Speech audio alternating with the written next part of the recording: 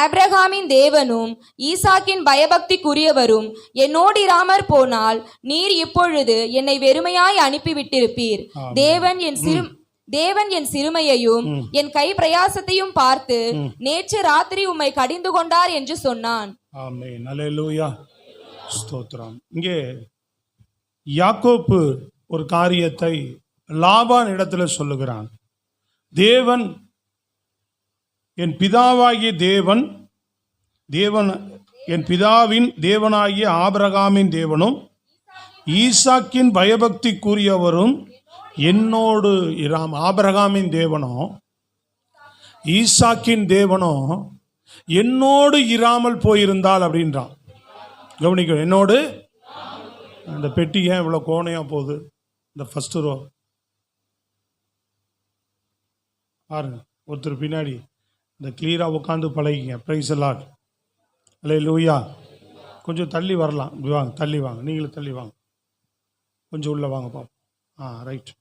ஏன்னா அவங்க போய் பாருங்கள், இவ்வளோ இந்த 4வது ரூபா வந்துருச்சு இல்லை, அதனால் உள்ளே வரலாம். வாங்கம்மா. ரைட். அவங்க தள்ளி வரட்டும். 4வது ரோவில் இருக்கிறவங்க உள்ளே தள்ளி வாங்கம்மா. பின்னாடி இருக்கிற பாப்பா நல்லா தள்ளி உட்காருமா. அவங்க மறைஞ்சிட்டாங்க பாரு, என்னை பார்த்து உட்காரு. இப்படி வா, வெளியில் வா. பிரைஸ் எல்லாம். அல்லேலூயா. அப்போ இங்கே யாக்கோப்பு ஒரு காரியத்தை சொல்லுகிறார். ஈசாக்கை பார்த்து, லாபானை பார்த்து ஒரு காரியத்தை சொல்லுகிறார். ஈசாக்கின் பயபக்திக்குரியவர் ஆபிரகாமின் தேவனும் ஈசாக்கின் பயபக்திக்குரியவரும் என்னோடு இராமல் போனால் நீ என்னை வெறுமையாய் அனுப்பிவிட்டிருப்பீர் அப்படின்றான். ஸ்தோத்திரம். அல்லேலூயா. அப்போ இவனுடைய ஆசீர்வாதங்களை திரும்பவும் பறித்து கொள்வதற்கு அவன் திரும்பவும் வரும்போது அவனிடத்தில் இந்த வார்த்தையை சொல்லுகிறான். நான் வெறுமையாக இருந்திருப்பேன், ஆனால் இன்னைக்கு எனக்கு உண்டா இருக்கிற அந்த ஆசீர்வாதம் என் ஈசாக்கின் பயபக்தி தேவன் என்னோடு இருந்ததினாலே அப்படின்னு சொல்கிறான். எப்படி? தேவன் என்னோடு இருந்ததினாலே அப்படின்னு. அப்போ வெறுமை இல்லை நம்ம வாழ்க்கையில். ஆண்டவர் நம்மை வெறுமையாய் விடுகிறவர் அல்ல. நல்லா கவனிங்க. இந்த செய்திக்கு முன்பாக ஒரு காரியத்தை சொல்ல விரும்புகிறேன். 7 நாட்களாக கிட்டத்தட்ட போன வாரத்தில் முன்னாடியே ஒரு 3 நாள் யாத்திராகும் புஸ்தகத்தின் மூலமாக தேவன் இந்த பொருளாதார ஆசீர்வாத காரியங்களை குறித்து சில விவரங்களை ஆண்டவர் நம்மோடு இடைப்பட்டார். இப்போ கடந்த சண்டே அவர் வந்த செய்தியில் கொடுத்த பிறகு சபையில் ஒரு வாரமாக இதற்காக ஜெபித்து கொண்டிருக்கிறோம்.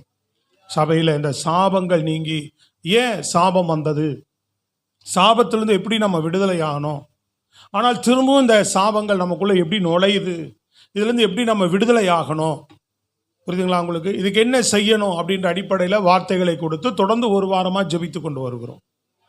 அதன் அடிப்படையில் மற்ற மக்கள் நீங்கள் அநேகர் ஜெபத்துக்கு வரதில்லை, அநேகர் என்ன செய்கிறது இல்லை, ஜெபத்தில் நீங்கள் பங்கு பெறுகிறது இல்லை. அதனால ரேகா சார் இப்படி தள்ளி உட்காருங்களேன், சேர் ஃப்ரீயாக இருக்கு பாருங்க, அப்படி வாங்க, நல்லா தெரியும்.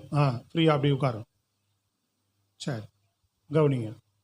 அப்போது அநேகர் வராததுனால எல்லாருக்கும் இந்த சத்தியம் போகணுமே ஆண்டவரே, எல்லா மக்களும் ஆசீர்வதிக்கப்படணுமே அப்படின்னு சொல்லி சுருக்கி இந்த வார்த்தைகள் எல்லாம் கொஞ்சம் சுருக்கி 7 நாளாக கொடுத்து கொண்டு வந்த சில வார்த்தைகள்லாம் சுருக்கி கொஞ்சம் சில காரியங்களை எல்லாருக்கும் அந்த வார்த்தைகளை சொல்லணும்னு ஆண்டவர்கிட்ட நான் ஜெபம் பண்ணி கேட்டுக்கிட்டே இருந்தேன்.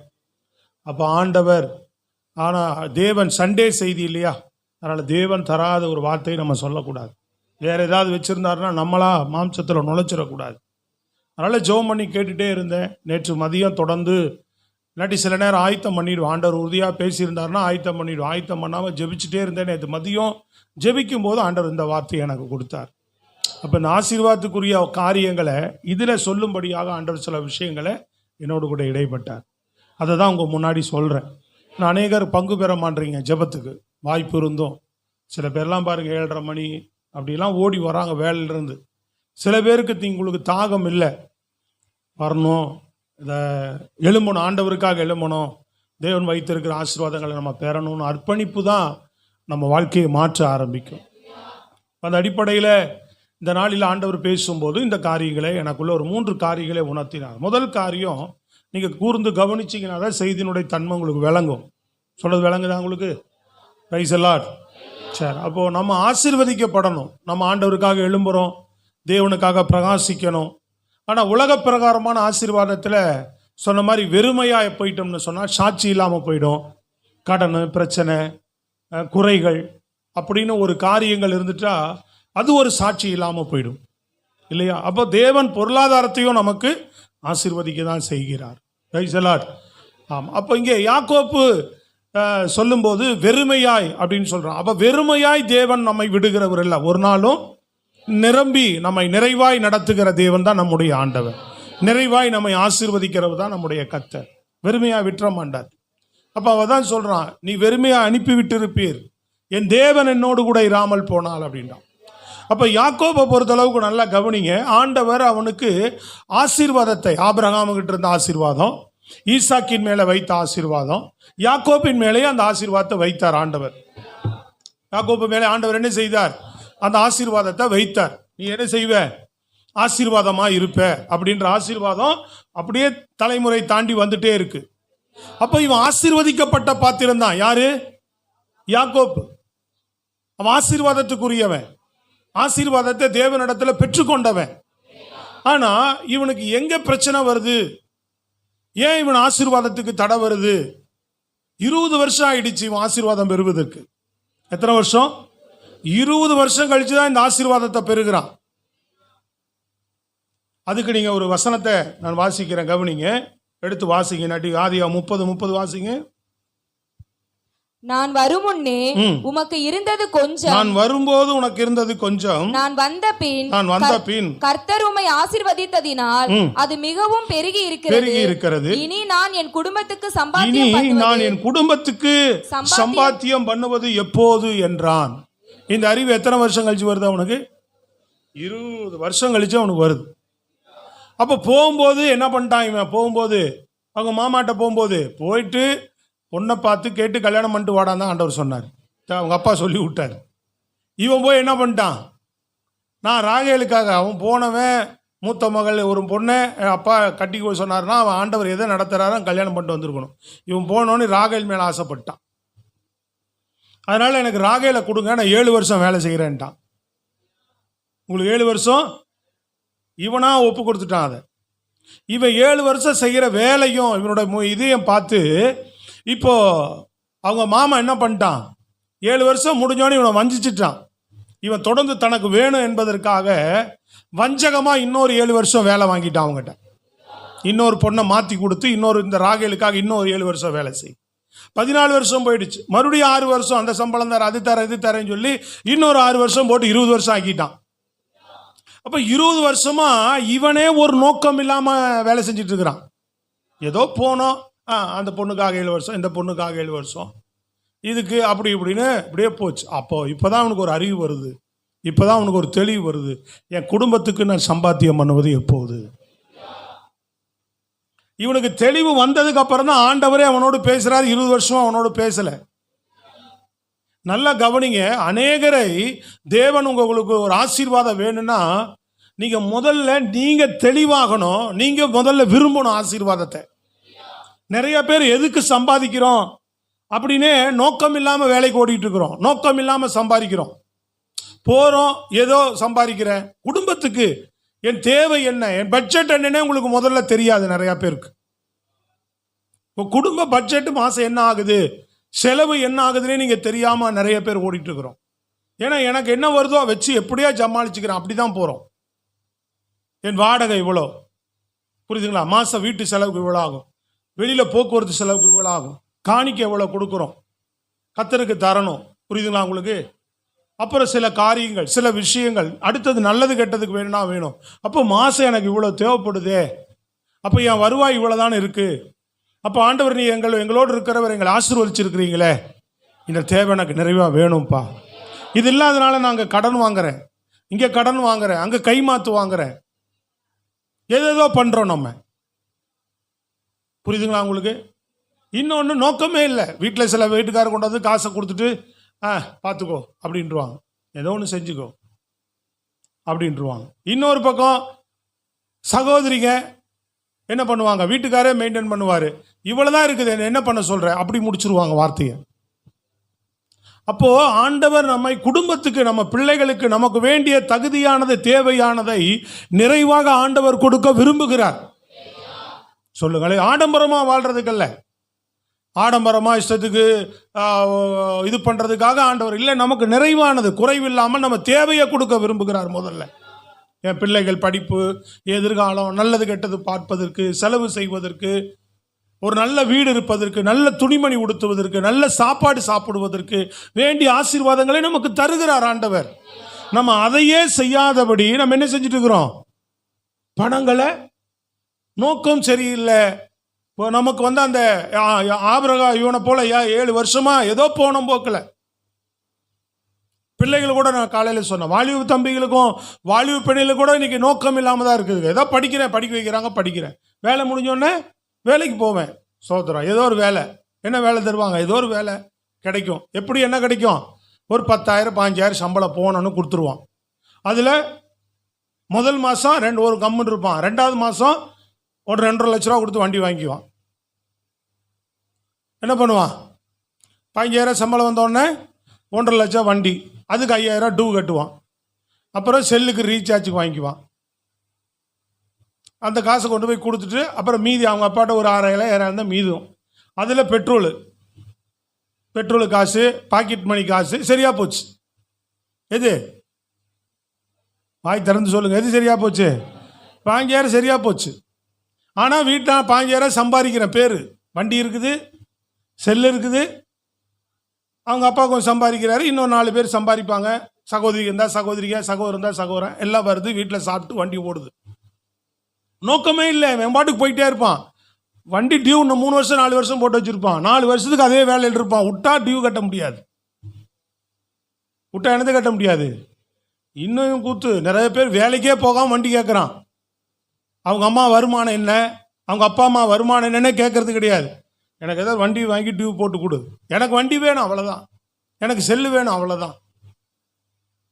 தேவை இருக்கா அவங்கள்ட்ட? அந்த அளவு ஸ்ட்ரென்த்து வீட்டில் அப்பா அம்மாட்ட இருக்கா அப்படின்னு பிள்ளைங்களுக்கு இன்னைக்கு கருத்து கிடையாது. ஜோம் பண்ணுறது இல்லை, அதெல்லாம் எனக்கு தெரியாது, எனக்கு வண்டி வேணும். இன்னைக்கு பூரா உலகம். அப்போ இப்படி ஓடும்போது தேவனை எப்படி ஆசீர்வதிக்க முடியும்? சொல்றது விளங்குதாங்க? 40,000 வந்து ஒரு 30,000 சம்பளம் வந்து நீ ஒரு 5,000 டியூ கட்டுறதுல நியாயம் இருக்கு. வாலிப பசங்களுக்கே இன்னைக்கு நோக்கம் இல்லை, ஏதோ போறேன் சம்பாதிக்கிறேன் அவ்வளோதான். நாளைக்கு கல்யாணம் பண்ணுறதுக்கு எங்கே காசு வச்சிருக்கிற?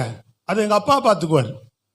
அவர் என்ன பண்ணுவார்? ஊரெல்லாம் கடை வாங்கி, அங்கே கடை வாங்கி, அப்பா அம்மா வாங்கி ஈங்கி போட்டுக்கிட்டு இவனை கல்யாணம் பண்ணி வச்சோன்னே, கல்யாணம் உள்ளே வந்தோன்னே ஒரு 2 மாதம் 3 மாதம் ஒழுங்காக இருப்பாங்க, அப்புறம் சண்டை வந்துடும்.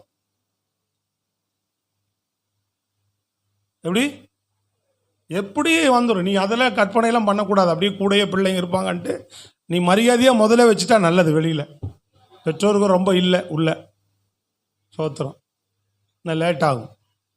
எப்படி வந்துடும் சொல்லுங்க? அல்லேலியா சொல்ல எப்படியும் பஞ்சாயத்து வரும். வருமா வராதா? வாய் திறந்து சொல்லுங்க. எப்படி வரும்? வெளியில் போயிடுவான் சோத்திரம். அப்புறம் வெளியில் போயிட்டா அவங்க அப்பா தான் கடன்லாம் கட்டணும், மிச்சம் மீதி இருக்கிறவனுக்கு கல்யாணம் பண்ணணும், அவங்க அப்பா அம்மா தான் எல்லாம் பார்த்துக்கணும். அதோட அவங்க அப்பா அம்மா மறந்துடணும். மனைவி விடாது, அவங்க அப்பாட்டையெல்லாம் போகவே கூடாது, 1 ரூபா கூட கொடுக்கக்கூடாது. சோத்திரம். இவங்க வேணா அவங்க அம்மா அப்பா கொடுப்பாங்க. இதா இல்லையா? எப்படி இருக்கக்கூடாது? அப்படி நம்ம தேவனுடைய பிள்ளைகள் இப்படியெல்லாம் வாழ்ந்தா ஆண்டவர் நம்மளை நடத்த முடியாது. வாய் திறந்து சொல்லுங்க. ஒரு தெளிவு வேணும் நமக்கு. அப்ப வாலிப தம்பிங்க இருக்கிறீங்கன்னா இப்பவே உங்களோட வருமானம் என்ன, ஆண்டவரே நான் ஆசீர்வதிங்க. கல்யாணத்துக்கு பணத்துக்கு நீ சேர்த்து வைக்கணும். இப்ப நீ என்ன பண்ணோம்? இப்படி ஒரு அமௌண்ட் எடுத்து கல்யாணத்துக்குன்னு சொல்லி என்ன செய்யணும்? வீட்டுக்கு ஒரு 5,000 20,000 கொடுக்கணும், டியூ நீ கட்டணும். வீட்டில் இருக்கிறதா கடன் பிரச்சனையை பொறுப்பெடுத்து அது போக மீதி எடுத்து நீ கொஞ்சம் என்ன செய்யணும்? திருமணத்துக்கு சேர்த்து வைக்கணும். சொல்றது விளங்குதா இல்லையாங்க? நான் 3 லட்ச ரூபா கடன் என் ஃபேமிலி மேலே இருந்த சுமையை அடைச்சிட்டு ஒரு நயா பிசா எங்கள் அப்பா அம்மா யாருக்கிட்டையுமே வாங்கலை, யாருமே எனக்கு எதுவுமே கொடுக்கல, வரதட்சணையும் வாங்கலை. 20,000 ரூபா தான் கொடுத்தாங்க வரதட்சணை, நாங்கள் கேட்கல. சொல்கிறது விளங்குதுங்களா? அந்த 20,000 ரூபாயில் அவங்களுக்கே 10,000 ரூபா புடவை எடுத்து கொடுத்தாச்சு. நான் எனக்கு ட்ரெஸ் எடுத்து போக்குவரத்து செலவோட 20 ரூபா காலி. 1 லட்ச ரூபா நான் கல்யாணத்துக்கு சேர்த்து வச்சு நானே செலவு பண்ணேன். ஒரு நயா பிசா கடன் வாங்காமல் என் கல்யாணத்துக்கு 1 லட்ச ரூபா சேர்த்து வச்சு அன்னைக்கே கல்யாணம் பண்ணேன். 2002 வீடியோ எடுக்கிறது பெரிய விஷயம். டெக்கு கொடுப்பாங்க, இது தருவாங்களா, கேஷ் இவ்வளோ பெரிய கேஷ் தருவாங்க தெரியுங்களா, அது இருக்குது என்கிட்ட. அப்போல்லாம் வீடியோ கேமரா எடுக்க மாட்டாங்க அவ்வளோ சீக்கிரம். சாப்பாடெல்லாம் நல்லா தான் செஞ்சேன், சமையல்காரன் கோலர் பண்ணிட்டான். அதில் தான் ஒரு சின்ன பிரச்சனை வந்தது எனக்கு. சொல்கிறத கவனிக்கிறீங்களா இல்லையா? சத்தமாக சொல்லுங்கள். தம்பி, ஃபோனெல்லாம் எடுத்துகிட்டு போகக்கூடாது. யாராக இருந்தாலும் சரி, யார் பேசக்கூடாது, தப்பு, கட் பண்ணு. வாங்க, நீ ஊழியம் செய்கிற, சீக்கிரமாக வா. சர்வீஸில் அப்படிலாம் போகக்கூடாது. சர்வீஸில் என்ன பண்ணக்கூடாது, தேவ சமூகத்தில் பயபக்தியோடு இருக்கும். இல்லையா சொல்லுங்க பார்ப்போம். ஆமாம் ஆமாம், நான் சர்வீஸில் இருந்தால் எடுக்கலை, அப்புறமா எடுத்து பேசி தான் கொடுக்கணும் 1 hour கழிச்சு. அப்போ தேவ சமூகத்தை அசட்டை பண்ணிட்டு போனால் எப்படி? சைலண்டில் போட்டு வைக்கணும். சைலண்ட் இருந்தால் அப்புறம் ஃபோன் வந்து எடுத்துகிட்டு போனால் என்ன இருக்குது? சொல்கிறது விளங்குதாங்க? யாராக இருந்தாலும் சரி, ஃபோனில் ஆஃப், அவ்வளோதான். அவங்க ஒரு தேவைன்னா எடுப்பாங்களா நமக்கு ஃபோனு? தேவ சமூகத்தில் அப்படி பயபக்தியோடு இருக்கணும். இல்லை ஃபோன் எடுத்தெல்லாம் பேசக்கூடாது, ஃபோனெல்லாம் தூக்கிட்டு போகக்கூடாது, சர்வீஸ் நேரத்தில் போகிறது வர்றது வச்சுக்கொள்ளக்கூடாது. அல்லேலூயா. 2 மணி நேரம் கர்த்தர் சமூகத்தில் முழுசாக அர்ப்பணித்து உட்காரணும்.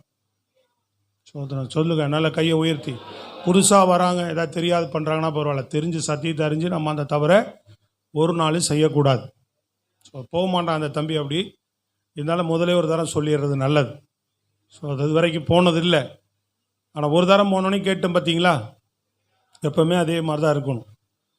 அப்புறம் அவனை பார்த்து நீங்கள் 4 பேர் எழுந்து போவீங்கல்ல, போனை தூக்கிட்டு ஓடினீங்கன்னா எல்லாத்துக்கும் வராமையாக இருக்கும். போகணும், இங்கே ஒரு தெரிஞ்சு ஓடுவான், அப்புறம் அங்கே ஒரு அம்மா எழுந்து ஓடுவோம், பின்னாடி போய் பேசிட்டு வந்துடுறேன். ஒரு அம்மா ஆஃபீஸ் ரூமுக்குள்ளே வந்து பேசுவோம், அப்புறம் ஒன்று பாத்ரூமில் போய் பேசிகிட்டு இருக்கோம். ஃபோன் யாருக்கு வராமல் இருக்கு? இப்போ ஆய் திறந்து சொல்லுங்கள், வருதா இல்லையா? வருது. சோத்திரம். விளங்குச்சா இல்லைங்களா? நான் சொல்கிற சத்தியத்துக்கு வாங்க எல்லாரும். நோக்கத்தோடு இருக்கிறீங்களா? இப்போ இருந்தே நோக்கமாக ஜெபம் பண்ணுறீங்களா? நான் நல்ல ஆண்டவரை நல்லா வரப்போ. இன்றைக்கி இப்போ பெற்றோர்களுக்கு என்னென்னா பண ஆசை தான் இருக்குது. பிள்ளை கொண்டு வந்து கொடுக்குற சம்பாத்தியத்துக்கு நிறைய பேர் பத்திரப்படுத்துறது இல்லை. தேவன் ஆசீர்வாதத்தை கொடுத்த என்ன செய்யறது இல்லை. நீங்கள் இதெல்லாம் விளங்கினாதான் தேவன் உங்களை ஆசீர்வதிக்க முடியும். அநேகர் பத்திரப்படுத்துறது இல்லை, கொண்டு வந்து கொடுத்துறத என்ன பண்ணுறாங்க, தேவையில்லாமல் செலவழித்து அந்த பணத்தை விரயமாக்கி அதை காலி பண்ணி தப்பு தப்பான வழிகளில் போய் தேவையில்லாத காரியங்கள், அதை வட்டி பணம் கடன் தேவையில்லாதெல்லாம் கொடுத்து ஒழுங்குபடுத்த தெரியல. அப்போ இந்த அறிவு இந்த தெளிவெல்லாம் உங்களுக்கு எப்போ வருதோ அப்போ தான் தேவன் உங்களை ஆசீர்வதிக்கவே முடியும். யாக்கோப்புக்கு 20 வருஷம் கழிச்சு வருது. என் குடும்பத்துக்கு சம்பாத்தியம் பண்ணுறது எப்போ? அப்போ முதல்ல ஆண்டவர் தரதே உன் தேவைக்கும் உன் குடும்பத்துக்கும் முதல்ல. சொல்லுங்களேன். நிறைய பேர் தேவையை நேர்ந்து தான் வேலைக்கு போகிறாங்க. வட்டிக்காரன் வருவான், அவனுக்கு கொடுக்கணும், வண்டி டியூ கட்டணும், அப்புறம் அவன் செல்லுக்கு லோன் போட்டு வாங்கியிருக்கணும், அதுக்கு செல்லு கட்டணும், இது கட்டணும், அது கட்டணும்னு சொல்லி நிறைய நேரங்களில் சம்பாதிக்கிறவங்களே கடனும் கட்டணும் அப்படின்ற லெவலில் தான் ஓடிக்கிட்டு இருக்கிறாங்க. என் சாப்பாட்டுக்கு, என் துணிமணிக்கு, நான் இருக்கிற வீட்டு வாடகைக்குன்னு முதல்ல மறந்துடுறோம். மளிகை கடைக்காரன் சொல்லி சாப்பாட்டுக்கு அட்ஜஸ்ட் பண்ணிக்கலாம். சொல்கிறது விளங்குதாங்க? வாடகைக்கு சொல்லி அட்ஜஸ்ட் பண்ணி அடுத்த இன்னும் 10 நாள் கழிச்சு கொடுப்போம், இல்லாட்டி 1 மாதம் அடுத்த மாதம் சேர்த்து கொடுப்போம். இப்படி போயிட்டு இருக்குது நிறைய இடங்கள்ல. அப்புறம் ஒரு கிரமம் இல்லாதனால தேவன் ஆசீர்வதிக்க விரும்புகிறார். அதனால தான் உங்கள் மத்தியில் இதை பேசிட்டு இருக்கிற எத்தனை பேர் விரும்புகிறீங்க அதை சத்தியத்தை? முதல்ல இவன் 20 வருஷமா ஆண்டவர் அவனோடு கூட பேசலை. 20 வருஷமா என்ன செய்யலை? யாக்கோப்பு கூட பேசலை. இந்த எண்ணம் இவனுக்கு வந்ததுக்கப்புறம் ஆண்டவர் அவனோடு பேசுகிறார். 31ஆம் அதிகாரத்தில் 12-13 வாசிங்க. 12 வாசிங்க. அப்பொழுது அவர், உன் கண்களை ஏறெடுத்து பார், ஆடுகளோடே பொழியும் கடாக்களை எல்லாம் கலப்பு நிறமும் புள்ளியும் வரியும் உள்ளவைகளாய் இருக்கிறது. லாபான் உனக்கு செய்கிற யாவையும் கண்டேன். நீ தூணுக்கு அபிஷேகம் செய்து எனக்கு ஒரு பொருத்தனையை பண்ணின பெத்தேலிலே உனக்கு தரிசனமான தேவன் நானே. இப்பொழுது நீ எழுந்து இந்த தேசத்தை விட்டு புறப்பட்டு உன் இனத்தார் இருக்கிற தேசத்திற்கு திரும்பி போ என்று. ஆண்டவர் அவன் பண்றதெல்லாம் கண்டே, அதனால நான் உன்னை ஆசீர்வதிக்க போறேன், நீ இனிமேல் இங்க இருக்க வேண்டாம், கிளம்புன்றார். சொல்றது விளங்குதாங்க? இப்ப இவனுக்கு இந்த தெளிவு வந்த பின்பு ஆண்டவர் பேசுகிறார் பாருங்க. சொல்றது விளங்குச்சாங்க? இந்த தெளிவு வந்த பின்பு நான் குடும்பத்துக்கு எப்ப சம்பாத்தியம் பண்றதுனால ஆண்டவர் பேசுறாரு, இடைபெறாரு. அப்ப 20 வருஷமா ஒரு பொறுப்பற்றவனா, ஒரு அக்கறையற்றவனா, சும்மா ஏதோ வேலை செய்கிறேன், ஏதோ போகிறேன் வரேன், சம்பளம் கிடைக்குது, கொடுக்குறேன் போகிறேன், அப்படி இல்லை. ஒரு நோக்கம் உனக்கு வேணும். ஆண்டவர் லைஃப்பில் நல்ல நிலைக்கு நாங்கள் வரணும், ஆசீர்வதிக்கப்படணும், எங்கள் குடும்ப தேவையெல்லாம் சந்திக்கப்படணும். உங்கள் ஆசீர்வாதம் என் மேலே இருக்குது. வாயை திறக்க மாட்டீங்களாப்பா? உங்கள் ஆசீர்வாதம் எங்கள் மேலே இருக்குது. அதனால் எங்கள் வீட்டில் என்ன இருக்கக்கூடாது? குறை இருக்கக்கூடாது, வெறுமை இருக்கக்கூடாது, நிறைவு வர வேண்டும் ஆண்டவரே. உணர்ந்து கேட்குறியா? என்ன வேணும்? நிறைவு வேணும் ஆண்டவரே. குறையில்லாத ஒரு ஆசீர்வாதத்தை நீங்கள் என்ன செய்யணும்? எங்களுக்கு தரணும்னு நீங்கள் தேவ சமூகத்தில் கேட்டாதான் தேவன் உங்களை செய்தி மேலே கவனமாக இருங்க. சோத்திரம், அல்லேலூயா. சில நேரம் நமக்கு வேண்டியது கிடச்சிச்சுன்னா நமக்கு ஒன்றும் தெரியாது. ஆனால் வேலை இல்லாமல் வருமானத்துக்காக கஷ்டப்படுறோம் பாருங்க, அப்போ தான் தெரியும் அந்த அந்த தேவை பற்றி. இன்னைக்கு உன்னை ஆசீர்வச்சிருக்கும் போதும் கவனமாக கேளு, இல்லாத ஆளுகளும் கவனமாக கேளுங்க. கர்த்தர் இந்த சத்தியத்தில் உங்களை நடத்த வல்லவராக இருக்கிறார். கையை உயர்த்தி நல்ல சத்தமாக முழு பலத்தோடு சொல்லுங்க பார்ப்போம். ஸ்தோத்திரம், ஆமென். அப்போது நல்லா நம்மளுடைய காரியங்களில் நீங்கள் பிரியமானவர்களை எப்போவுமே இந்த காரியத்தில் வெறுமையாய் ஆண்டவர் நம்மை நடத்துகிறவர் அல்ல, நிறைவாய் நடத்துகிறவர். அப்போ நமக்கு முதல்ல ஒரு தெளிவு வந்தது பிறகுதான், உனக்கு ஒரு தெளிவு வந்த பிறகுதான் தேவன் உன்னை நடத்தவே ஆரம்பிப்பார். நாளை அப்பா அம்மா கஷ்டப்படுறாங்க, பிள்ளைங்க படிக்கும்போது ஆண்டவர் எனக்கு நல்ல அனுகூலமான வேலை வரணும், நல்ல அனுகூலமான சூழ்நிலைகள் எனக்கு அமையணும். சொல்கிறது விளங்குதாங்க? அர்ப்பணிப்பு இல்லை. இன்றைக்கி வாலிப பிள்ளைகளை ஏமாத்துது, எல்லாம் அப்பா அம்மாவை ஏமாத்துது. செல்லை வச்சுக்கிட்டு கண்ட பக்கம் மெசேஜ் குட்டிச்சவராதுங்க லைஃபு. திருச்சபையில் அப்படி இருக்காதீங்க, தேவ பிள்ளைங்க அப்படி இருக்காதீங்க. உங்களை நம்பி இருக்கிறாங்க அப்பா அம்மா எல்லாம் இங்கே தேவ சபைக்கு வர்றதுக்கே ஓப்பி அடிக்கிறாங்க, வரதில்லை ஒழுங்கா வாலிப பிள்ளைங்கள்லாம். காரணம் எல்லாம் உலகத்துக்குள்ள இருக்கிறனால தேவனை தேடுறதுக்கு மனசு வரமாட்டேன்ட்டு. சில பேர் தான் ஆர்வமாக இருக்கிறாங்க, அநேகருக்கு ஆர்வம் இல்லை, உண்மை இல்லை. காரணம் உலகம், எக்கச்சக்கமாக உலகம் இருதயத்தில். பொழுதை போக்குறதும், டிவி பார்க்குறதும், செல்லை நோண்டுறதும், மெசேஜ் கண்டவனுக்கு அனுப்புறதும். இங்கே வந்து உட்காந்து அல்லேலியா போட்டால் ஆண்டவர் பார்க்க மாட்டாரா? தெரியாதா ஆண்டவருக்கு? அந்த இவங்களோட சவகாசம், அவனை பார்த்தியா, அவனை பார்த்து சிரிச்சானா, இவனை பார்த்து சிரிச்சானா, இப்படி மெசேஜ் அனுப்புறது. அப்புறம் எவனாவது ஹாய்னா ஊயின்னு இங்கேருந்து அனுப்புறது. ஆண்டவர் ஒரு நாளைக்கு மொத்தமாக அவனை ஊதுவாக இருப்பார். ஒரு ஊது வரும்போது தெரியும் உனக்கு கொடுத்த ரட்சிப்பு நீ எந்த லட்சணத்தில் காத்துக்கிட்ட, எந்த யோக்கியத்தில் காத்துக்கிட்டேன்னு கேட்பார் ஆண்டவர். ஆய் திறந்து சொல்லுங்க. இச்சைகளுக்கு இடம் கொடுத்து, உலகத்துக்கு இடம் கொடுத்து, பாவத்துக்கு இடம் கொடுத்து குட்டிச்சவராக போயிட்டு இருக்கிறோம். உலகத்தான விட மோசமாக இருக்கிறோம். வீட்டுக்குள்ள தேவனுடைய ஆசீர்வாதம் எப்படி வரும்? இப்போ தேவனுடைய ஆசீர்வாதத்துக்கு ஏற்ற பாத்திரங்களாக பிள்ளைகள் மாறணும், ஏங்கணும், விரும்பணும். சொல்லுங்களேங்க, கையை வைத்து நல்லா சொல்லுங்க. எப்படியோ போனோம் போக்கில் வாழ்ந்துக்குவோம், எப்படியோ வர வழியில் பார்த்துக்குவோம், ஏதோ கிடைக்கிறத பார்த்துக்குவோம், போகிறத போக்குவோம் அப்படின்னு இப்படி தான் ஓடுறோம் எல்லாரும். ஒரு பொறுப்பு இல்லை, ஒரு தெளிவு இல்லை. ஆண்டவர் சொல்றார், ஆசீர்வதிக்கப்படுவதற்கு முதல்ல உனக்கு தெளிவு வேணும். முதல் கர்த்தர் கொடுக்கறதே நமக்கும் நம்ம குடும்பத்துக்கும் தேவ ராஜ்யத்துக்கும் தான் கர்த்தர் கொடுக்குறார். புரியுதுங்களா உங்களுக்கு? ரெண்டாவது, கர்த்தர் கொடுக்கும்போது என்ன வராது? எங்க மனசு வராது?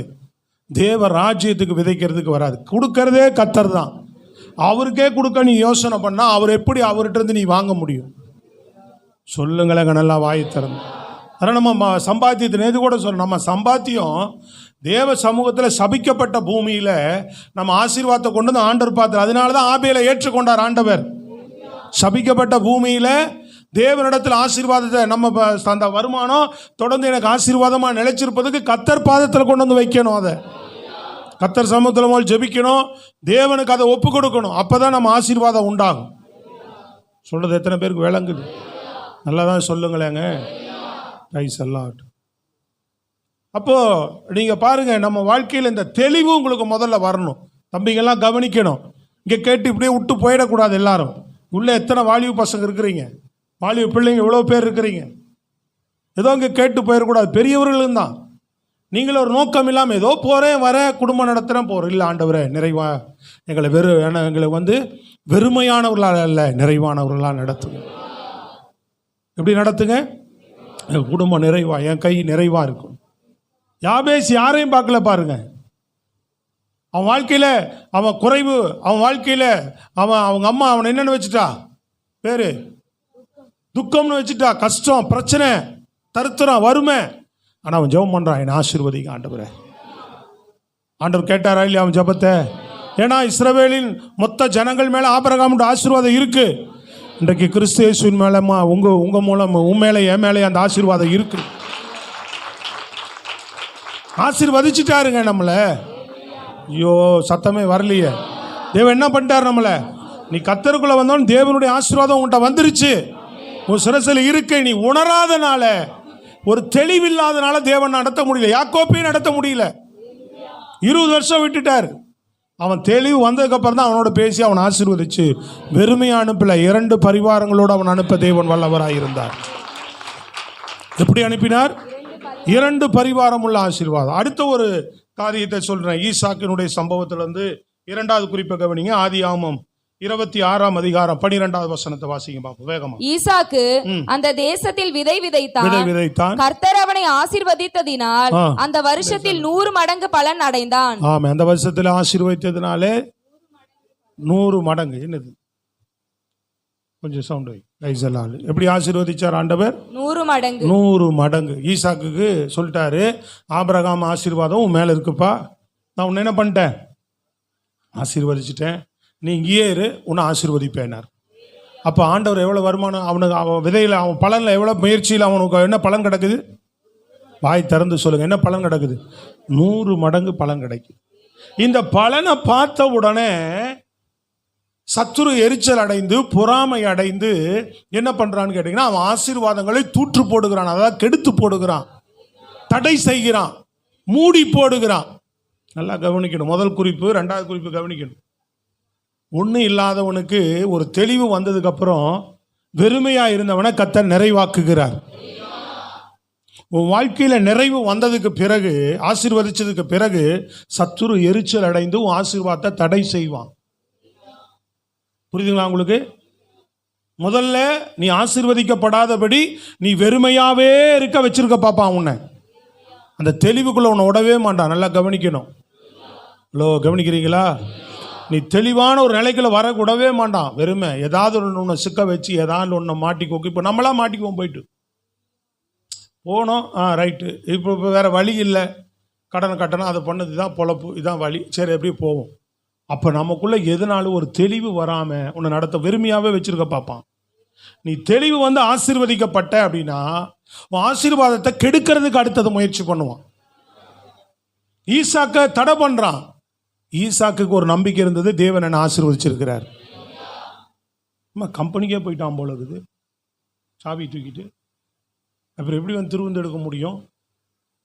ஏதோ கீழே போய் பேசிட்டு வரானா, ஆளையே காணுமே, ரொம்ப தப்பாச்சே. சோத்திரம்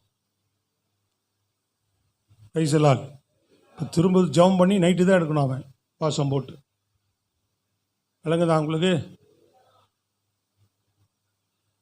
அப்போ 2வது உங்க ஆசீர்வாதத்தை என்ன பண்ண பாரு சத்துரு. ஆயிட்டான்னு சொல்லு. செய்தியில கவனம் இருக்கா? இல்லை வேற எங்காவது இருக்கிறீங்களா? செய்தியில கவனம் இருக்கா எல்லாத்துக்கும்? உன் ஆசீர்வாதத்தை கெடுக்கிறதுக்கு வருவான், தடை செய்யறதுக்கு வருவான். ஈசாக்கு ஒரு நிச்சயம் இருந்தது, தேவன் என்னை ஆசீர்வதிப்பேன்னு சொல்லியிருக்கிறார். இவன் என்ன கெடுத்தாலும் என்ன தடை பண்ணாலும் தேவன் தொடர்ந்து என்னை ஆசீர்வதிப்பார் என்கிறதுல நம்பிக்கையில உறுதியா இருந்தான். சில பக்கம் தடை வரலாம், சில பக்கம் பிரச்சனை வரலாம். முதல் தெளிவடைஞ்சுக்கோ. தெளிவடைஞ்சு நீ ஆசீர்வதிக்கப்பட்டு வரையா, அப்போ உன் மேல எரிச்சல் அடைதான் செய்வான். அதை நீ தெரிஞ்சுக்கோ. அதான் இப்போ ஆண்டவர் சொல்றாரு, முன்னாடியே உனக்கு காரியங்களை தடை செய்ய வருவான், ஏதாவது விதத்தில் கை வைக்க வருவான். ஆனாலும் நீ உறுதியா நில்லுன்றார். இந்த பக்கம் வரவே மாட்டேங்குது. அல்லேலூயா. எப்படி நிக்க சொல்றாரு? உறுதியா உன்னை நிக்க சொல்றார். நீ உறுதியா நிற்கும் போது கர்த்தர் 100 மடங்கு தானே ஆசீர்வாதம் கொடுத்தார். அவன் உறுதியா நின்னதுனால ரெகுபோத்து கொடுத்தாருன்னு போட்டிருக்கு, பெருக பண்ணினார். என்ன பண்ணார்?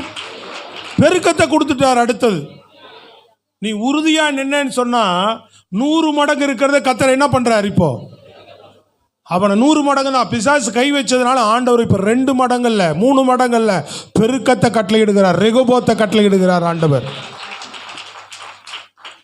சொல்றது விளங்குதாங்க? எது பெருசு? 100 பெருசா, பெருக்கம் பெருசா? 100 சீக்கிரம் எண்ணிடலாம்ல. அந்த ரூமில் இருக்குது ஒரு 100 பொருள் ஏதாவது போட்டு வச்சுக்கிறீங்கன்னா அதை போய் எண்ணிட்டு வாப்பானா என்ன பண்ணுறீங்க? இந்த கவர் இருக்குது போட்டு வச்சு இவ்வளோ பெண்டல் கொடுத்து ஒரு 100 கவர் என்னன்னா சீக்கிரம் 100 எண்ணிடுவேன். ஒரு டப்பா நிறையா போட்டு இந்த காணி கவரில் எண்ணுவாங்க சில நேரம், சில விஷயங்களை பார்க்கறது. இல்லை இந்த ரூம் நிறையா பொருளாக கிடக்குது அப்படின்னா நீ வந்து எண்ணும்போது என்ன சொல்லுவேன்? ஐயோ அது நிறைஞ்சிருக்குதுங்க, சாமானியமாக இப்போல்லாம் என்ன செய்ய முடியாது சொல்லுவியா இல்லையா? அதுதான் பெருக்கம். சொல்கிறது விளங்குதாங்க? அதுதான் பெருக்கம். ஏதோ இருக்குங்க அப்படின்றது இல்லை. முதல் வெறுமைன்றது என்ன தெரியுமா? பாக்கெட்டு இல்லை வெறுமை, பேங்க்லேயும் ஒன்றும் இல்லை வெறுமை, கழுத்துலேயும் ஒன்றும் இல்லை வெறுமை, வீட்லேயும் ஒன்றும் இல்லை வெறுமை, எல்லா பக்கம் வெறுமை. சோத்திரம் அல்லேலூயா. ஆசீர்வாதம் என்ன தெரியுங்களா? ஓரளவுக்கு ஆண்டவர் கொடுத்து வச்சிருக்கிறார், பரவாயில்ல அப்படின்றது. பெருக்கன்றது என்ன தெரியுங்களா? மனநிறைவோடு வாழ்றது. நிறைவுன்றது வந்து ஒரு குடத்தில் நிரம்பி இருக்கிறது, ஒரு பாத்திரத்தில் நிரம்பி இருக்கிறது. பெருக்கம் என்பது நிரம்பி வழிகிறது. கைத்தட்டி வயலில் வரல பாரு, இல்லையா? எங்கேயோ கதை சொல்கிற, கதை தான் கேட்குறான். இது எனக்கு செய்வார்னா நீ கைத்தட்டி அல்லேலி ஆமேன்னு சொல்லுவேன். நான் அதனால தான் உங்களை கேட்குறேன். நீ வந்து இது எனக்கு நடக்கும் அப்படின்னா நீ உனக்கு தானா அல்லேலியா வரும், ஆமேன் வரும். கதை கேட்கக்கூடாது. நிறைவுன்றது என்னது? ஆசீர்வாதன்றது என்னது? ஒரு பாத்திரத்தில் நிரம்பி இருக்கிறது. பெருக்கன்றது என்னது? இன்னும் அதிகமாக இருக்குது. ஊற்ற ஊற்ற என்ன அது? கொட்டை கொட்டை என்ன அது? அரிசி மூட்டை. அந்த பாத்திரமே நிரம்பி கீழே அந்த அரிசி வழியுது, தண்ணி நிரம்பி வழியுது இல்லையா? அப்போ நம்ம ஆசீர்வாதம் இருக்குப்பா, நிறைவானதை வச்சிருக்கிறார், பாக்கெட்லேயே வச்சுக்கிறார், போன் பேரில் வச்சுக்கிறார். ஜிபியா போன் பேரா? அப்புறம் பேங்கில் இருக்கிறது தான் இதில் இருக்குது. இப்போ சொல்கிறது விளங்குதா உங்களுக்கு? தான் நான் 2-3 பேருக்கு கொடுத்தும் வச்சிருக்கிறேன். ஆண்டவர் நிறைவாக என்னை வச்சிருக்கிறார், குறைவில்லாமல் என்னை நடத்தி கொண்டிருக்கிறார். நிறைவு, அதான் நிறைவு. எப்போ நிறைவு வரும் இந்த நிறைவு? சில பேர் ஆசீர்வாதம் வரும்போதே ஏதாவது சத்துரு கை வைக்கிறான் பார்த்தீங்களா? கை வைக்கும் போதே என்ன ஆயிடுறோம்? ஏதாவது தடை வரும்போதே என்ன ஆயிடுறோம்? ஐயோ மிரண்டுறோம், அவ்வளோதான் போல அப்படின்னு என்ன ஆயிடுறோம்? அவனுக்கு சரண்டர் ஆயிடுறோம். இல்லைங்க, யோபு என்ன கை வச்சாலும் சரண்டர் ஆகலை. ஆண்டவர் மேலே விசுவாசமாக உறுதியாக இருந்தான். அவனை பேசாமல் விட்டுருந்தாவது 1 மடங்கோட இருந்துட்டு போயிருப்பான். இப்போ யோபு கை வைக்க போய் 2 மடங்கு கர்த்தருக்கு ஆசீர்வதிக்க வல்லவராக இருந்தார். இதெல்லாம் உங்கள் வாழ்க்கையில் வரும், உங்கள் காரியங்களில் நடக்கும். கர்த்தர் பேசாமல் இல்லை. நிறைய பேர் அதுக்கு தகுதியாக மாறலை, அதான் பிரச்சனை. இப்போ இன்னைக்கு சொல்கிற காரியங்களை கேட்டு நீங்கள் ஜெபிச்சு தகுதியாக மாறினீங்கன்னா கர்த்தர் உங்களை ஆசீர்வதிக்க வல்லவராக இருக்கிறார். ஸ்தோத்திரம். அடுத்து 3வது குறிப்பு, ஆதியாகமம் 12:2 வாசிங்க. 3வது குறிப்பு ரொம்ப முக்கியமானது. 12:2. நான் உன்னை பெரிய ஜாதியாக்கி உன்னை ஆசீர்வதித்து உன் பேரை பெருமைப்படுத்துவேன், நீ ஆசீர்வாதமாய் இருப்பாய். ஆண்டவர் இப்ப ஆபிரகாமுக்கு ஆபிரகாமுக்கு இந்த வாக்குத்தத்தமே கொடுத்தார். என்ன சொல்லிட்டார்? இப்போ அவனை ஆபிரகாமுக்கு ஆண்டவர் என்ன சொன்னார்னு கேட்டேன். ஆய் திறந்து சொல்லுங்கம்மா. இப்பதானே படிச்சோம். என்னது? நீ ஆசீர்வாதமா இருப்பேன்னு சொல்லிட்டார். இப்போ நீங்க வார்த்தை ஆபிரகாமின் ஆசீர்வாதம் நம்ம மேல இருக்கா? இப்போ நம்ம என்ன சொல்லணும்? என்ன பார்த்து? நீ ஆசீர்வாதமா இருப்பாய்ன்னு ஆண்டவர் எனக்கு சொல்லி இருக்கிறார். நான் ஆசீர்வாதமா இருப்பேன். ஆண்டவர் வாக்குத்தத்தம் என் தலை மேல இருக்குங்க. இது சத்தியம். இது இல்லையா? ஆபிரகாமின் ஆசீர்வாதம் நமக்கு இருக்கா? அப்ப அந்த ஆசீர்வாதம் நம்ம மேல வச்சிருக்கிறார் ஆண்டவர். அப்போ இந்த ஆசீர்வாதத்தை இருக்கிற நம்ம வாழ்க்கையில ஆண்டவர் ஆசீர்வதிக்க தான் செய்வார். முதல்ல வெறுமையா இருக்கிறோம். முதல்ல தெளிவும் ஆண்டவரோடு கூட இருக்கிற உறவும் நமக்கு ஒரு தெளிவும் வந்தா ஆண்டவர் ஆசீர்வதிக்க ஆரம்பிப்பார், நிறைவை கொடுக்க ஆரம்பிப்பார். நிறைவு வரும்போது உன் வாழ்க்கையில பிசாசு உள்ள நுழைஞ்சு கெடுக்க பார்த்தாலும் இல்லை, எதிர்த்து நில்ல, அவனை கடிந்து கொள்ள. அவனை கர்த்தர் ஆசீர்வதிச்சிருக்கிறார். தொடர்ந்து முயற்சி செய், தொடர்ந்து முன்னேறு, பெருக்கம் வருன்றார் ஆண்டவர். பெருக்கம் வரும்போது ஆண்டவர் நீ என்ன பண்ணணும்னு கேட்டீங்கன்னா, ஆபிரகாம் இப்படி ஆசீர்வதித்து பெருக பண்ணினார். 13:2 படிங்க. ஆபிரகாம் மிருக ஜீவன்களும் 13:2. ஆபிரகாம் மிருக ஜீவன்களும் வெள்ளியும் பொன்னுமான ஆஸ்திகளை உடைய சீமானாய் இருந்தான். ஆண்டவர் நிறைவா ஆசீர்வதிக்க ஆரம்பிக்கிறார். இப்ப ஆண்டவரால நல்ல வருமானம் வருது, நல்ல ஆசீர்வாதங்கள் உண்டாயிட்டு இருக்குது. கைகளை உயர்த்தி நல்லா சொல்லுங்க. இப்ப இப்படி தேவன் உன்னை நடத்தும் போது நீ 3வது நல்லா சொல்றாங்க. கவனிங்க. முதல் காரியத்தில் என்ன சொன்னேன்? சொல்லுங்க, நீங்க தான் சொல்லணும். தெளிவு வேணும். அப்பதான் வெறுமை. உனக்கு என்ன வேணும் தான் கேட்குறேன். உனக்கு என்ன வேணும்? தெளிவு இருந்தா என்ன ஆகும்? வெறுமை நிறைவாகும். அடுத்தது என்ன வேணும்? நிறைவு வரும்போது என்ன வேணும் உனக்கு? உன் ஆசீர்வாதத்தை சத்துரு தடை பண்ண வந்தாலும் விசுவாசத்தில் உறுதியாக நிற்கணும். மூன்றாவது காரியம் சொல்கிறேன், உன்னை ஆசீர்வதிச்சு நடத்திட்டு இருக்கிற போது உன் ஆசீர்வாதத்தை வேறு விதமாக சத்துருக்கு எடுக்க வருவான். எப்படின்னு கேட்டிங்கன்னா, இப்போ முதல்ல வெறுமையாக வச்சுருக்க பார்த்தான், ரெண்டாவது தடை செய்ய பார்த்தான், முடியலையா? பாண்டவரால் ஆசீர்வதிக்கப்பட்டாச்சு. நீங்கள் சொல்கிறது விளங்குதுங்களா? இப்போ ஒன்றும் செய்ய முடியாதுன்றனால குறுக்கு வழியில் வருவான். இஸ்ரவேல் ஜனங்களை பீலையாம் குறுக்கு வழியில் இவங்க ஆசீர்வாதத்தை கெடுக்கிறதுக்கு ஒரு வழி உள்ளே விட்டான் பார்த்தீங்களா? அந்த மாதிரி செய்வான். என்ன குறுக்கு வழி அப்படின்னா, சாபகரமான காசுகளை உன்கிட்ட உள்ள கொண்டு வர பார்ப்பான். தேவனுடைய ஆசீர்வாதம் எப்படிப்பட்டது? சாபகரமானதல்ல, நிறைவானது. எது சாபமானது? ஆசீர்வாதம். பணத்தில் எது சாபமானதுன்னா, கள்ளத்தனமாக வர்றது, தப்பாக வர பணம், திருட்டுத்தனத்தில் வர பணம், லஞ்ச லாவண்யத்தில் வர பணம், ஏமாத்துறதுல வர பணம். புரியுதா உங்களுக்கு? தேவனுடைய சித்தம் அனுமதி இல்லாத வர பணம். இது ஏதாவது உனக்குள்ள நுழைய பார்க்கும். ஒரு ஃபேமிலி இருந்தாங்க நம்மகிட்ட, அதுகிட்ட 2 நல்லா தான் இருந்துச்சு, சொந்த வீடெல்லாம் ஒன்று வச்சுருந்தாங்க. நான் போய் சொன்னேன், ஒழுங்காக இருங்க, ஆண்டவரே செய்வார் நடத்துவார்னு. அவங்க மளிகை கடை வச்சுருக்கும் போது கள்ளத்தராசு, மளிகை கடையிலே கள்ளத்தராசு. அட்வைஸ் கொடுத்துட்டே இருந்தால் கேட்கல. அடுத்து இப்படி ஆசைப்பட்டு நம்ம தான் அட்வைஸ் கொடுக்குற ஆளாச்சே. அட்வைஸ் கொடுக்குற ஆளுகளுக்கு மக்கர் பண்ணுறவங்களுக்கு பிடிக்காது. ஒழுங்காகிறவன் கேட்டு சரியாகி நம்மகிட்டே இருப்பாங்க. இந்த அதே புத்தி இருக்கிறவங்க இவர் இதே தான் சொல்லிட்டு இருப்பாரு. எஸ்கேப் எங்கே போயிடுச்சு? இப்போ வெளியில் போயிடுச்சு. ஐயோ பயங்கர ஆசீர்வதிக்கிற ஒரு இடத்துக்கு நாங்கள் போயிட்டோம் அப்படின்னு இன்னொன்னே கூட சேர்ந்து போகிறது பிசா சும்மா போகாது, இன்னொன்று இழுத்துட்டு போயிடுச்சு. 2 போயிடுச்சு. இப்போ போயிட்டு அங்கே அப்படியே இருக்கும்போது அதில் ஒருத்தன் வராம்பாருங்க, ஒரு பிசா சொல்ல வருது, நீங்கள் ஒரு 10 லட்சம் கொடுத்தா 50 லட்சம் ஒருத்தர் தராங்கன்னு இருக்கிறான். 10 லட்சம் கொடுத்தா 50 லட்சம். இப்போ என்ன பண்ணலாம்? அப்போ 20 லட்சம் கொடுத்தா 1 கோடி கிட்ட கிடைக்கும். அப்படி ஒரு டீலிங் இருக்குது. அவங்க வேறு விதமாக அவங்களுக்கு பணம்லாம் இது இது கருப்பு பணம், அதெல்லாம் நமக்கு ஒயிட் மணி ஆக்கிறதுக்கு அப்படி கொடுக்குறாங்க, அப்படி இப்படின்னு ஏதோ சொல்லி அவங்கள மூளை செலவு பண்ணிட்டான். இதுக்கு அது என்ன பண்ணிருச்சு? ஒரு பார்ட்டி வீடு இல்லை, நகையெல்லாம் வித்துருச்சு. இன்னொரு பார்ட்டி வீடையே வித்துருச்சு. தெரியும், நம்ம ஆளுக்கு நிறைய பேருக்கு தெரியும், ஆளுகளை தெரியும், இதெல்லாம் செஞ்சாங்கன்னு தெரியாது உங்களுக்கு. சோத்திரம், அல்லேலூயா. ஒன்று என்ன பண்ணிருச்சு? வீடே வித்துருச்சு 15-20 லட்சத்துக்கு. இன்னொன்று நகையெல்லாம் வித்துருச்சு. எல்லாம் பணத்தை ரெடி பண்ணிட்டாங்களாம். இப்போ ஒருத்தன் கூட்டு போய்க்கிறான் ஒரு இடத்துல. அங்கிருந்து எதிர்பார்ட்டி அங்கே நிற்கிறாங்களாம். இங்கே வெயிட் பண்ணாங்க, அவங்க வருவாங்க, இந்த பணத்தை அங்கே கொடுத்துருவோம், அந்த பணம் இங்கே வந்துடும் சொல்லி பணத்தை ஒருத்தன் எல்லாத்தையும் வாங்கிட்டானா. கொண்டு வந்துடுவாங்க. உள்ள என்ன பண்ணிட்டானா, இன்னொருத்தன் போலீஸ் வருதுன்னு கத்தி ஓடி தெரிச்சு ஓடி எல்லாம் ஓடி என்ன பண்ணிட்டாங்களாம், ஓடிட்டானுங்களாம். போலீஸ் வருது, இங்கேருந்து ஏதோ 4 பேர் திப்பு ஓடியாந்துக்கிறாங்க, இங்கேருந்து 4 பேர் ஓடுங்க, எல்லாம் விட்டு எல்லாம் ஓடிடுச்சு. வீடு பணமே போச்சுங்க. எவ்வளோ தந்திரமாக ஏமாத்திட்டான் பார்த்தீங்களா? போலீஸ் வந்தால் பிடிச்சிரும், உள்ள ஜெயிலுக்கும் போயிடுவான், காசு போனால் போட்டுன்னு விட்டுட்டு ஓடியாந்துருச்சுக்கலாம். ஒரு ஆளுக்கு வீடு போச்சு, ஒரு ஆளுக்கு நகை போச்சு. எங்கள்கிட்ட ஒரு ஆள், அது தப்பிச்ச ஒரு ஆள் எங்கள்கிட்ட சொல்லிச்சு, கண்ணீரோட இப்படி ஆகிப்போச்சு. அந்த அம்மா பேச்சை கேட்டு உங்கள் சபையை விட்டு போய் அவங்களோட போய் எங்கள் சொத்து பணமே போச்சு. சொல்கிறது விளங்குதாங்க? எல்லாம் போச்சு. இப்போ மறுபடியும் கண்ணீரோட கொஞ்சம் கொஞ்சமாக நாங்கள் எழும்பி வரோம் அப்படின்னு சொன்னாங்க. அதனால் இந்த மாதிரி லாட்ரி சீட்டில் ஒரு சீட்டு வாங்கினா 1 கோடி விழுந்துடும். கர்த்தர் உன்னை ஆசீர்வதிச்சுட்டு இருக்கிறாரு, தேவன் உன்னை கொடுத்துட்டு இருக்கிறாரு. நீ எங்கே லாட்ரி சீட்டுக்கு போகிற? சூதாட்டத்துக்கு போகிற? வேற ஏதாவது குறுக்கு வழியில் சம்பாதிக்கிறதுக்கு புத்தி போகுது. சொல்றது விளங்குதா இல்லையாங்க? ஏன்? அதனால தான் ஆசீர்வாதம் போகுது. சாபத்தை உள்ள நுழைச்சு உன் ஆசீர்வாதத்தை உடைச்சிடறான் பிசாசு. ஆபிரகாம்கிட்ட வருதுங்க சோதோமின் ஆசீர்வாதம்.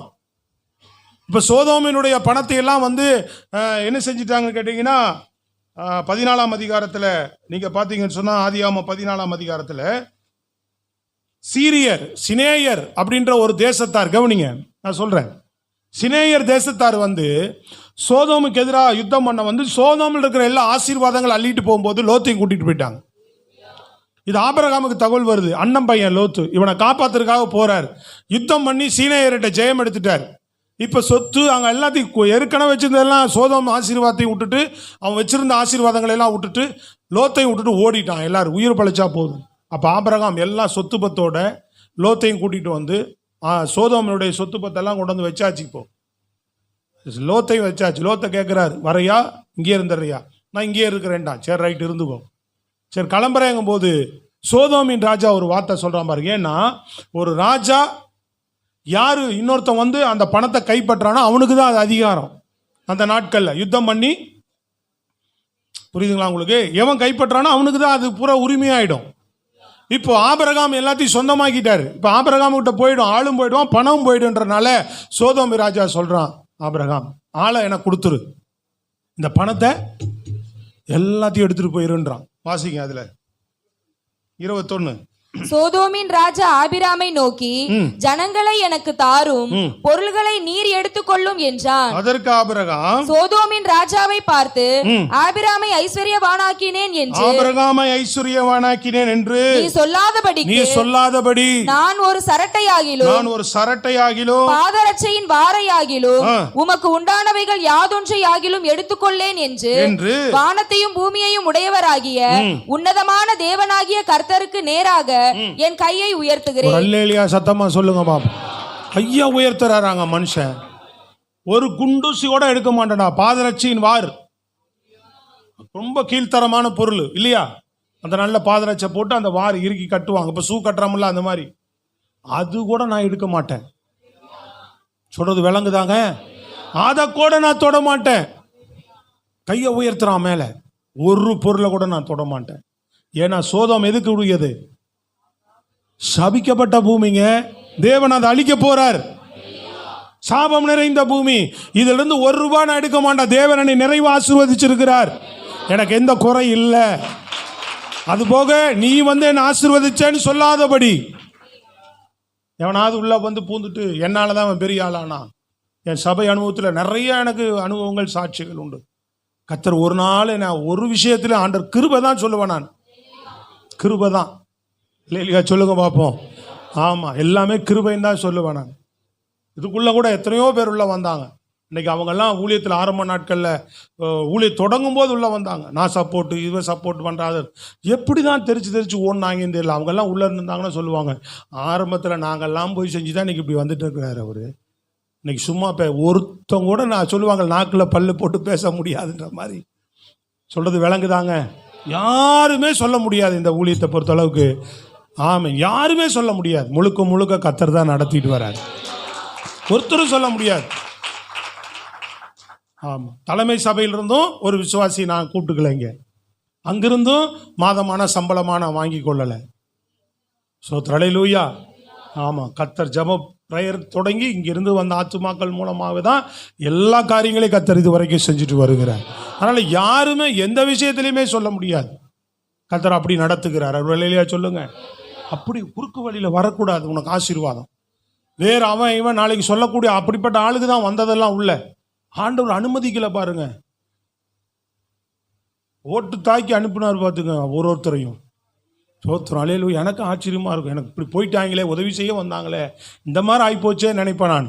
அப்புறம் தான் தெரியுது, ஐயா உன ஆண்டவர் எப்படா காப்பாற்றிக்கிறாரு. சோத்திரம் அல்லேலூயா சொல்லுங்களேன். தொடக்கத்திலேயே ஏதாவது ஆயிடுவான், காலியாகி ஓடிடுவாங்க, ஏதாவது நடந்து ஓட்டுருவாங்க. சோத்திரம். வெளியாளுங்க இந்த மாதிரி வந்தாங்க உள்ள, அவங்கெல்லாம் பெரிய சப்போர்ட்டாக இருப்பாங்க நினச்செல்லாம். கர்த்தர் அப்படிலாம் செஞ்சு நடத்தி கிருபையை இதுவரை கொண்டு வருகிறார். அதனால் உன்னை ஆசீர்வதிக்கிறார் ஆண்டவர். நீ வெறுமையாக இருக்கும்போது உனக்கு தெளிவு வந்தால் உன்னை ஆசீர்வதிக்க நிறைவை கொடுக்க ஆரம்பிப்பார். அதில் பிசாசு போராடும் போது உறுதியாக நெல்லு. ஆசீர்வாதம் பெருக்கத்துக்கு நேராக கடந்து போகும். அது வரும்போது தேவனே உன்னை ஆசீர்வதிக்கிறார். அதனால நீ என்ன பண்ணாத, உன் புத்தி என்ன பண்ணக்கூடாது. இன்னைக்கு எல்லாம் மன்னிப்பு கேளுங்க. புத்தி தப்பாக போயிருந்தாலாம் என்ன பண்ணு, மன்னிப்பு கேளு. வேறு ஏதாவது இதில் வருமா, அதில் வருமா, அங்கே வரும். தேவன் உன்னையே நடத்துவார். உனக்கே வேண்டியதை கொடுக்க ஆரம்பிப்பார். சோத்திரம் அல்லேலூயா. வேற எதையும் குறுக்கு வழியில் தேடாத. சில பேர்லாம் எங்காவது ஒரு கம்பெனியில் பொருள், அது ஒரு 10 பொருளை தூக்கி போடு, இதில் ஒரு ₹100 செலவு கிடைக்கும். கேவலமாக இல்லை நமக்கு அது. ஆண்டவர் 1000 கொடுக்குறார். ₹100 நீ இச்சிக்கலாமா? ஆசீர்வாதம் போச்சு. சோத்திரம். அல்லேலூயா சொல்லுங்க, சொல்லுங்க அல்லேலூயா. நல்ல சத்தமா நல்லா பெலனா சொல்லுங்களேங்க. நிறைய பேர் பண்ணுவாங்க இல்லையா, நிறைய பேர் செய்வாங்க. இந்த மாம்பழ வண்டி போகும், அதில் ஒரு 10 மாம்பழம் தூக்கி போடு, அல்லேலூயா. இன்னும் ஒரு கூடை இறக்கு, ஒரு கூடை இறக்கு, அல்லேலூயா. ஒரு கூடை இறக்கு, அப்படி தூக்கி ஓரமாக போடு அந்த ஒரு கூடையை. சோத்திரம். அதில் என்ன கிடைக்கும்? லோடு ஏற்றிட்டு போனால் அதில் கிடைக்குது அவனுக்கு 5000 50,000 அப்படிலாம் லாரியில். ஆனால் அந்த ஒரு கூடையை அவன் தள்ளுறதுனால ஒரு 500 கிடைக்கும். சொல்லுங்க அல்லேலூயா. சம்பளம் ஆண்டவர் 2000 3000 வருமானம் தரார். 500 ரூபாய்க்கே வச்சுக்கிற உண்மையா இரு, கர்த்தரே உனக்கு ஆசீர்வதிப்பார். குறுக்கு வழியை தேடாத, அது சாபம். அதை உள்ள நுழைச்சும் ஆசீர்வாதத்தை பிசாசு கெடுத்துருவான். ஒரு நாள் விரும்பாத அதை. சொல்லுங்களேன் ஒரு அல்லேலூயா. எரிகோவில் ஆகான் ஆசைப்பட்டு இச்சித்து, சாபமானது தொடாதீங்கன்னார், இச்சித்து எடுத்துக்கொண்டான். போச்சான் அவன் வாழ்க்கையே. கேயாசி எலிசா கூட இருந்த ஒரு உடன் ஊழியனா எலியா, எலிசா, அடுத்தது கேயாசி வந்திருக்கணும். இப்போ இவர் கொண்டு வந்தது இவன் கொண்டு வந்து அந்த குஷ்டரோகி நாகமான் வந்து அந்த பணத்தை, அவன் யாரு பெரிய ஆள், ராஜாவுக்கு அடுத்த ஆள், பூரா பொண்ணும் பொருளும் தங்கம் நகையுமா கொண்டு வந்து வைக்கிறான். தட்டு முட்டா எப்படி கொண்டு வந்து தக்காளி வச்சு ஆப்பிள் திராட்சை பழம் கொண்டு தட்டு முட்டா ஏதாவது ஃபங்க்ஷன் இறக்குவீங்கல்ல? சொல்லுங்க வாய் திறந்து. சப்போஸ் எனக்கு ஒரு ஃபங்க்ஷனு உங்கள் வீட்டில் ஏதாவது அப்படின்னா என்ன பண்ணுவீங்க? ஒரு பழம், ஒரு 2 ஆப்பிள், ஒரு வாழைப்பழம், அப்புறம் ஒரு ஸ்வீட் பாக்ஸ் வச்சு ஒரு பத்திரிக்கை வச்சு அழைப்பு கொடுக்குறீங்கல்ல. ஆனால் பூரா கட்டாக பணம் வச்சு ஒரு 50,000 1 லட்ச ரூபா வச்சு, புரியுதா உங்களுக்கு? சோத்திரம் அல்லேலூயா. அப்புறம் இன்னும் ட்ரெஸ்ஸு அது இதெல்லாம் பயங்கரமாக கொண்டாந்து வச்சு எதுக்குப்பா? சோத்திரம். விளங்குதா உங்களுக்கு? ஒரு பத்திரிக்கை வச்சு அப்போ எப்படி இருக்கும் பாருங்க. சொல்கிறது விளங்குதா? இதையும் சில பேர் செய்கிறதில்ல. நீங்களாவது வந்து சொல்கிறீங்க. சில பேர் இங்கே வந்து எப்போ ஃபங்க்ஷன் வைக்கலாங்க ஐயா, வைக்கலாங்கன்னு நினைக்கிறேன், அப்போ வைக்கலாம். அப்படியா, சரி வை, அந்த டேட் எனக்கு ஃப்ரீயாக தான் இருக்குது, வைக்கலாம் போனால் அதுதான் எனக்கு அழைப்பேவான். எப்படி? அதுதான் எனக்கு அழைப்பான். கடைசி வரைக்கும் சொல்கிறதே இல்லை, கடைசி வரைக்குமே சொல்கிறது இல்லை. அப்புறம் நானே போகிறேன், என்ன பண்ணுறது? பாவம் விலங்குல மண்டையில் ஏறலை. அதாவது விளங்கி தப்பு பண்ணுறவன் வேற, விளங்காமல் தப்பு பண்ணுறவன் வேற. நாங்கள்லாம் விளங்காமல் சில தப்பு பண்ணும்போது இவங்க என்ன நினச்சிக்கிறாங்க, புரியாமல் எங்களெல்லாம் தள்ளி விட்டாங்க. விளங்காமல் நாங்கள் புரியாமல் சில தவறு செய்வோம் தெரியுங்களா, அதை வந்து சில பேர் தப்பாக புரிஞ்சுக்கிட்டாங்க. அதனால நான் இப்போ ரொம்ப விளங்கி இருக்கிறேன். அறிவோடு தப்பு பண்ணுறவனை கண்டுபிடிச்சிருவேன். சில பேர் விளங்காமல் தப்பு பண்ணுவான், இது செய்யணுமா செய்ய தெரியாமல் செய்வாங்க. அதனால் அந்த மாதிரி ஆளுகளை மன்னிச்சு என்ன பண்ணுறது நம்ம? சரி போயிட்டு 2வது புத்தி சொல்கிறது, ஒழுங்காக நடந்துக்கோ. இங்கே இல்லை எங்கேயுமே.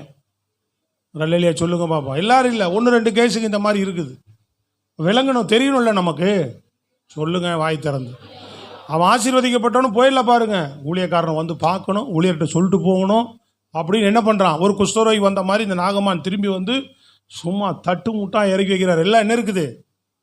பூரா பணம், பூரா வெயிட்டான ஐட்டம் எல்லாம். சோத்திரம். எலிசா உள்ளே உட்காந்துட்டு, என்னம்மா எதுக்கு மறுபடியும்? முதலே பார்க்கல மூஞ்சிய, முதலே வெளியில் வரல. அவரு போய் அவனை யோர்தானில் 7 தரம் முழுகிட்டு போ சொல்லுன்ட்டார். இன்னும் அவர் வந்து தொட்டுக்கிட்டு ஜெபம் பண்ணி ஆசீர்வதிப்பாருன்னு பார்த்தா மூஞ்சி கூட பார்க்காம போன்றாரு. இப்போ இங்கே வந்தோடனே என்ன இப்போ ஐயா ஓ பா கத்தர் உனக்கு செய்கிறார் செஞ்சிட்டார் அப்படின்னா தான் அப்பா ஐயா நல்லா ஜெபம் பண்ணியிருக்கிறார். கர்த்தாவே ஆசீர்வதிப்பீர். எங்களுக்கு உள்ள இருதயத்தில் இருக்குது. இங்கே சில பேரை பார்க்கும்போதே எனக்கு ஆராதனையில் கண் கலங்குது. ஆண்டவரே நன்மை செய்யணுமே அப்பா, இது உங்களை ஆசீர்வதிக்கும். வந்து ஹாய் அப்படின்னு ஏதாவது பண்ணாதான் உங்களுக்கு என்ன வருது? அது சும்மா போலிங்க. ஐயோ வாய் திறந்து சொல்லுங்க. அது ஏமாத்து வேலையே தான் இன்னைக்கு நீ நம்புறேன்ற. நாங்கள் உண்மையாக உட்காந்து உனக்கு ஜெபம் பண்ணுறதை நம்ப மாட்டேன். நீ ஆசீர்வதிக்கணும்னு உண்மையாக உட்காந்து ஒரு கை மனதில் உள்ள பாரத்தோடு ஜெபம் பண்ணுறது நம்ப மாட்டேன். நான் ஒரு பிரச்சனை ஒரு ஆளுக்கு வந்துட்டா அவங்க பிரச்சனை தீர்ற வரைக்கும் வீட்டில் தனி ஜெபத்தில் நான் பண்ணிகிட்டே இருப்பேன். அவங்களுக்கு நீங்கள் நினைக்கக்கூடாது இவர் கண்டுக்கிறாரா என்னமோ தெரில அப்படின்னு. உன் பிரச்சனை தீர்ற வரைக்கும் அந்த தனி ஜெபத்தில் உன் விண்ணப்பம் வச்சுக்கிட்டே தான் இருப்பேன் நான். சொல்லுங்கள் கையை உயர்த்தி சத்தமாக. தேவ சமூகத்திலேருந்து சொல்கிறேன்.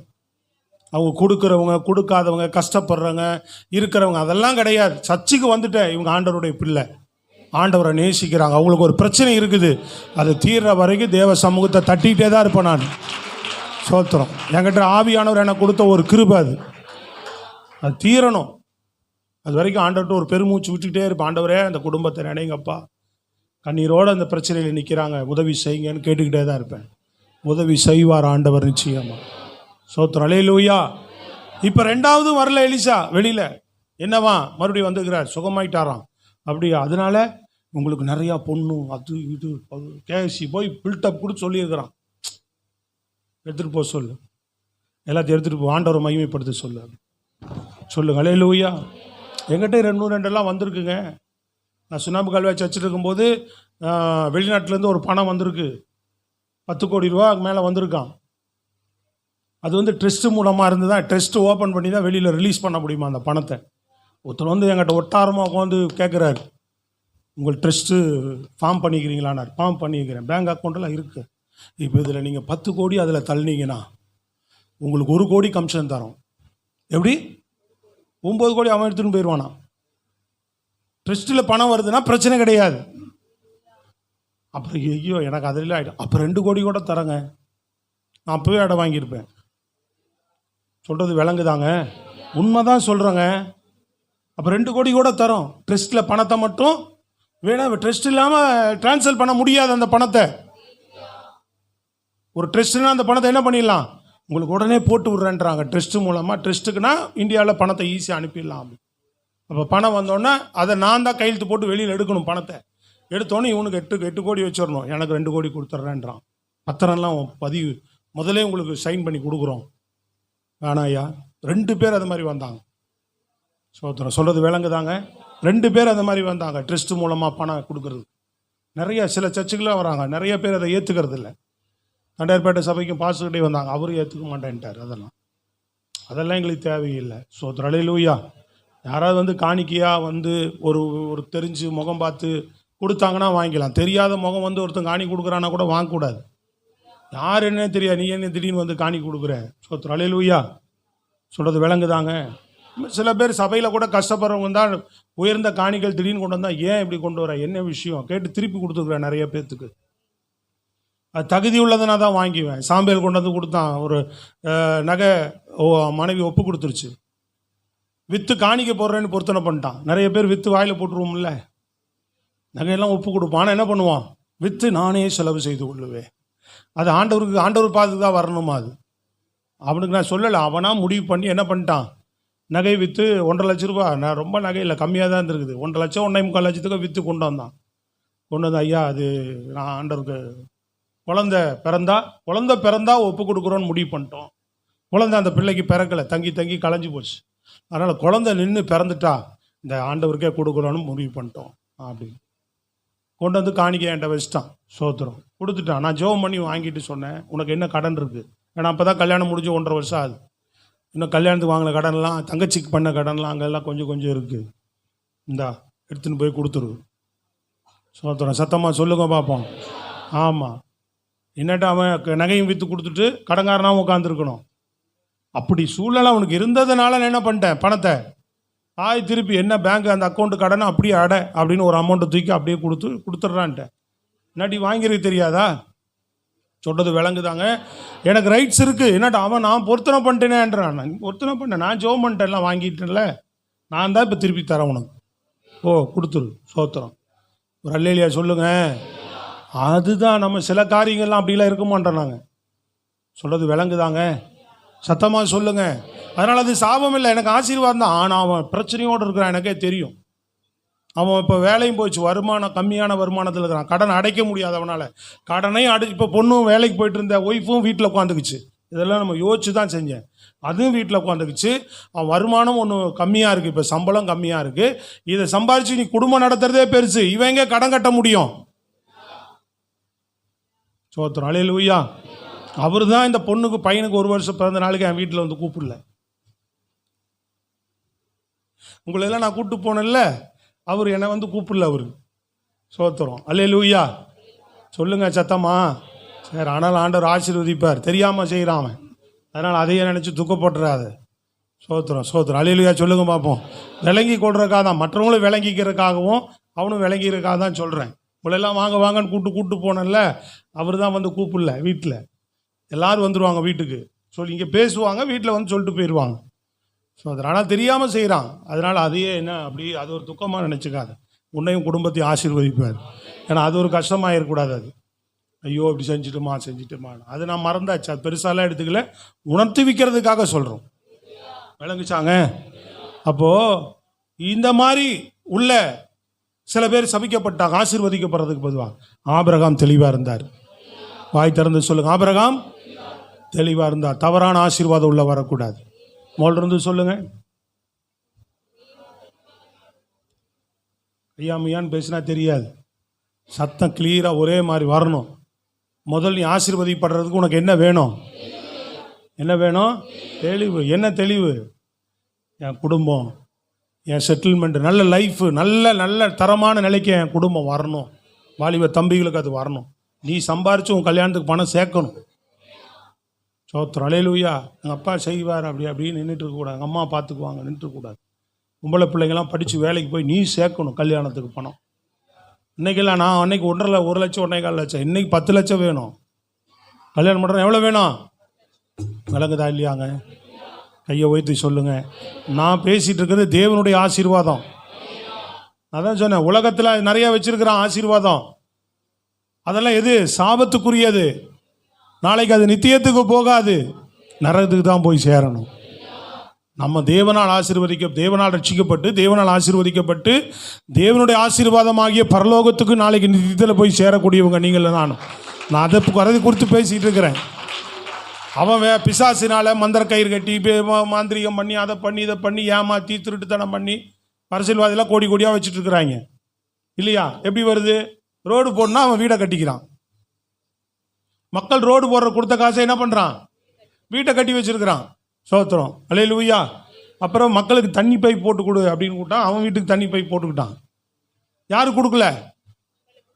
விளங்குதாங்க? அவனுக்கு சம்பளம் 50,000, இன்னைக்கு 1,50,000 லட்சம்ன்றாங்க. ஒரு எம்எல்ஏக்கு 1,50,000 லட்ச ரூபா சம்பளம். அவன் குடும்பத்துக்கு காரில் போக்குவரத்துக்கு செலவு சரியாக போகும்.